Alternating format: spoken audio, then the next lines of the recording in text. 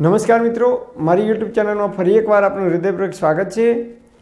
આજનો ટોપિક છે મિત્રો કે દુનિયાની અંદર જેટલી પણ બીમારીઓ છે, એસિડિટીથી લઈ અને કેન્સર સુધીની તમામ પ્રકારની બીમારીઓ, તમામ પ્રકારના રોગ, એ સિવાય જેટલા પણ તમને યાદ હોય, જે નામ આવડતા હોય, તમામ પ્રકારના રોગની અંદર આ માત્ર એક જ ઔષધિ કાફી છે।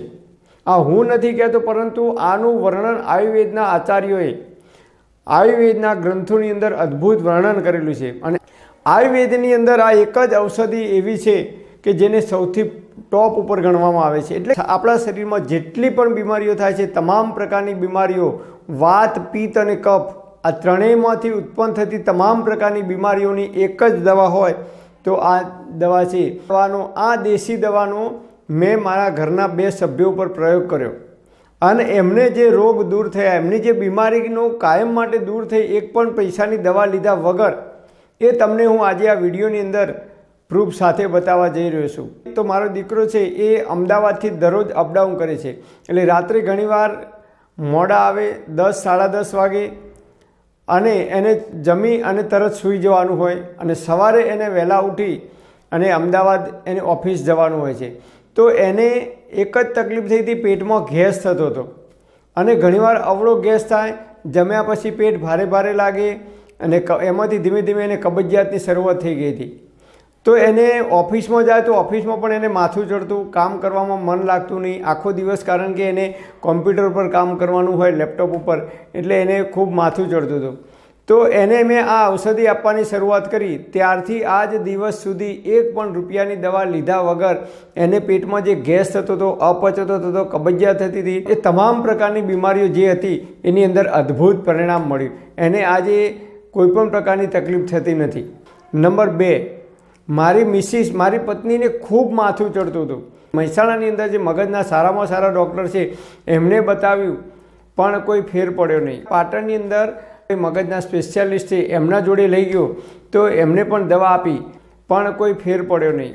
આજે એક પણ રૂપિયાની દવા લીધા વગર માત્ર આ ઔષધિનું નિયમિત પાન કરવાનું શરૂઆત કરી દીધી, તો આજે એને બિલકુલ માથું ચડતું નથી, માથાની ગોળી ગળતી નથી। આમ તો કોઈના મેરેજમાં જઈને આવ્યા હોય, બહારનું ખાવાનું થાય બપોરે કે રાત્રે રિસેપ્શનમાં, તો એને તરત જ પેટમાં ગેસ થઈ જતો, અવળો ગેસ થાય અને માથું ચડતું હતું।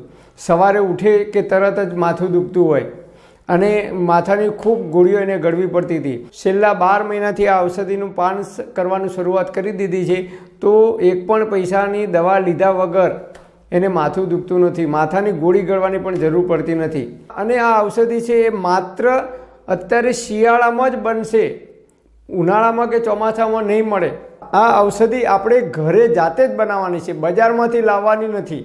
ડિસેમ્બર, જાન્યુઆરી અને ફેબ્રુઆરી સુધીમાં જ આ તમે બનાવી શકશો, ચોમાસામાં નહીં મળે કે ઉનાળાની અંદર પણ આ વસ્તુ નહીં મળે। તો આનું નામ છે ત્રિફળા ચૂર્ણ। 3 ફળોથી બનેલું ચૂર્ણ છે, અને એને આયુર્વેદના ઋષિઓએ આયુર્વેદની અંદર રસાયણ ચૂર્ણ કહેવામાં આવી છે, કે તમામ પ્રકારની બીમારીઓની અંદર અદ્ભુત પરિણામ આપે છે। આની અંદર 3 ફળ આવે છે, હરડે, બેહડા અને આમળા।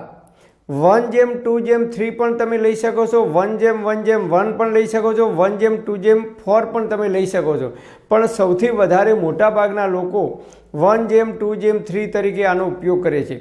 એટલે કે 1 વાટકી હરડે લેવાની, હરડેનો પાવડર, 2 વાટકી બેહડાનો પાવડર અને 3 વાટકી આમળાનો પાવડર, અથવા 100 ગ્રામ, 200 ગ્રામ અને 300 ગ્રામ, અથવા 1 ચમચી, 2 ચમચી, 3 ચમચી, તમારી પાસે જેવી રીતે માપ હોય એ રીતે તમે માપ આનું બનાવી શકો છો।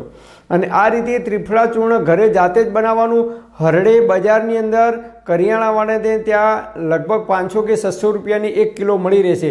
હરડે ઘરે લાવી, ધોઈ, તડકે સૂકવી દેવાની, અને પછી થળીઓ કાઢી નાખવાનો હરડેનો, અને પછી એ હરડેનો પાવડર બનાવી દેવાનો। જરૂર પૂરતો જ પાવડર બનાવવાનો, બાકીની હરડે ઘરે મૂકી રાખવાની। બીજા નંબરમાં બેહડા। અત્યારે બેહડા તમને બજારમાં જોવા મળશે અને મળી રહેશે। તમારી આજુબાજુમાં ક્યાંય બેહડાનું ઝાડ હોય તો એના ઉપરથી અત્યારે જાન્યુઆરી અને ફેબ્રુઆરી સુધી તમને બેહડા ખૂબ પ્રમાણમાં મળી રહેશે। બેહડાના જે ફળ છે એ તમને મફતમાં મળી રહેશે। અને નંબર 3 આમળા। આમળા પણ અત્યારે જાન્યુઆરી અને ફેબ્રુઆરી સુધી તમને મળી રહેશે। તો આમળા ઘરે લાવી, જેમ બટાકા આપણે છીણીએ છીએ કાતરી પાડવા એ રીતે આમળા ઘરે લાવી ધોઈ સાફ કરી અને એને છીણ કરી દેવાની અને તડકે સૂકવવાની, ઘરની અંદર સૂકવી દેવાની. તડકે સૂકવશો તો એ કાળી પડી જશે. ઘરમાં સૂકવી દેવાના. પછી જે કાતરી આમળાની છીણ જે સુકાઈ જાય એને કાચની બરણીમાં ભરી રાખવાની. જરૂર પ્રમાણે એટલો જ આપણે પાવડર બનાવવાનો. તો તમે 1 વર્ષ સુધી એ કાતરીને સાચવી શકશો. પણ પાવડર બનાવશો તો આયુર્વેદમાં કહે છે કે તમે વધુમાં વધુ 6 મહિના સુધી આનો ઉપયોગ કરી શકો છો. પછી આની જે ઇફેક્ટ છે એ ધીમે ધીમે ઓછી થઈ જાય છે. એટલે વધુમાં વધુ તમે 6 મહિના સુધી આનો ઉપયોગ કરી શકો છો. બેહડા લાવી અને બેહડાને સૂકવી દેવાના તડકે. બેહડા સુકાઈ જશે તો એ 12 મહિના સુધી ખરાબ નહીં થાય. હરડે પણ 12 મહિના સુધી ખરાબ નહીં થાય. બેહડાને પણ ભાગી એની અંદરથી ઠળીઓ કાઢી અને એનો પાવડર બનાવી રાખવાનો.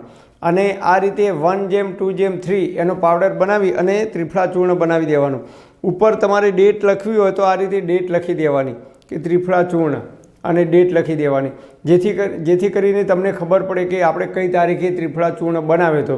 તો એક માર્કર પેનથી ઉપર લખી દેવાનું ત્રિફળા ચૂર્ણ અને ડેટ, એટલે ખબર પડે કે ભાઈ કેટલો સમય આપણે આ પાવડર બનાવે થયો છે. તો આ રીતે તમે ત્રિફળા ચૂર્ણનું નિત્ય સેવન કરશો. રાત્રે જમ્યા પછી 3 કલાક પછી સૂતી વખતે અડધી ચમચીથી 1 ચમચી સુધી તમે ત્રિફળાનું પાવડરનું નિત્ય સેવન કરશો તો જે કંઈ ખોરાક આપણે ખાઈએ છીએ ખોરાકનું ઝડપથી અને સરળતાથી પાચન થાય છે. આયુર્વેદમાં કહે છે કે જે પચા વગરનો ખોરાક છે એને પણ પચાવવાની શક્તિ આની અંદર રહેલી છે. એટલે કે આપણે જે ખોરાક ખાધો હોય એનું પાચન ના થયું હોય વ્યવસ્થિત રીતે તો એનું પણ પાચન કરવામાં અદ્ભુત પરિણામ આપે છે. અને જે લોકોને વર્ષો જૂની કબજિયાત છે એ લોકોને કબજિયાતની અંદર અદ્ભુત પરિણામ આપે છે.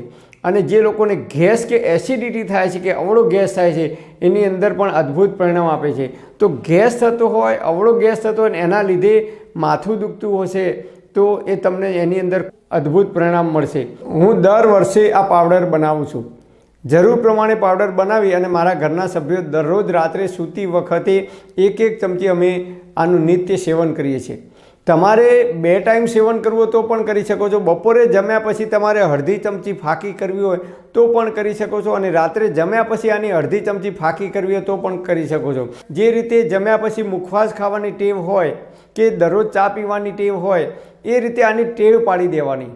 મતલબ કે દરરોજ નિયમિત તમે જીવો ત્યાં સુધી આનું સેવન કરશો શરીરની અંદર મોટા ભાગની બીમારીઓથી આપણે બચી શકીશું. કારણ કે આ છે વાત, પિત્ત અને કફ ત્રણેયનું બેલેન્સ કરનારી ઔષધિ છે. વાત, પિત્ત અને કફનું જો બેલેન્સ રહેશે આપણી બોડીની અંદર, આપણા શરીરની અંદર, તો આપણે જલ્દીથી બીમાર નહીં પડીએ. તો આપણે જ્યાં સુધી જીવીશું ત્યાં સુધી તંદુરસ્ત અને નિરોગી રહી શકીશું. પણ હા મિત્રો, એકદમ જેનું શરીર પાતળું છે, દુબળા પતળા છે એવા લોકોએ આનો ઉપયોગ કરવાનો નથી. અને હા, જો તમારે કોઈ લાંબા ગાળાની બીમારી હોય કે ડૉક્ટર કે વૈદ્યની કોઈ દવા ચાલતી હોય તો નિષ્ણાત વૈદ્યની સલાહ લીધા પછી જ આનો ઉપયોગ કરવા માટે વિનંતી. કારણ કે આયુર્વેદ પ્રમાણે દરેક માણસના શરીરની પ્રકૃતિ અલગ અલગ હોય છે. પરમપિતા પરમાત્મા આપ સર્વેને તંદુરસ્ત અને નિરોગી રાખે એવી હૃદયપૂર્વક મારી પ્રાર્થના. Thanks for watching my video. Thank you.